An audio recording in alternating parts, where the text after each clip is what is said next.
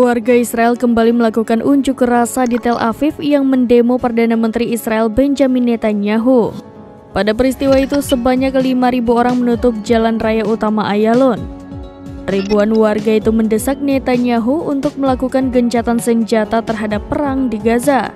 Dikutip dari Tribunnews.com, laporan surat kabar Israel Yediot Ahronot menyebut bahwa ribuan pengunjuk rasa Israel menutup 2 jalan utama di Tel Aviv pada Rabu 24 Januari 2024 malam. Mereka menuntut kesepakatan segera dengan Hamas untuk pembebasan sandera di jalur Gaza. Selain di Ayalon, para pengunjuk rasa menutup jalan Kaplan di kedua sisi hingga menghalangi lalu lintas. Massa pun mengangkat foto para sandera dan spanduk dengan slogan-slogan yang menyatakan gencatan senjata hingga tuntutan pengembalian para sandera.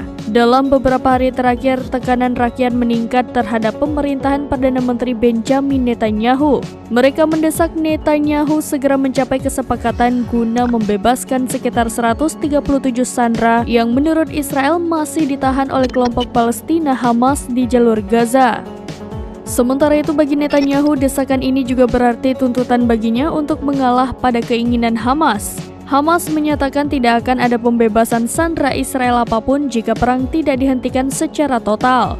Sedangkan Netanyahu berulang kali menyatakan jika perang akan terus berlanjut sampai tujuan dan target mereka terpenuhi dalam perang Gaza.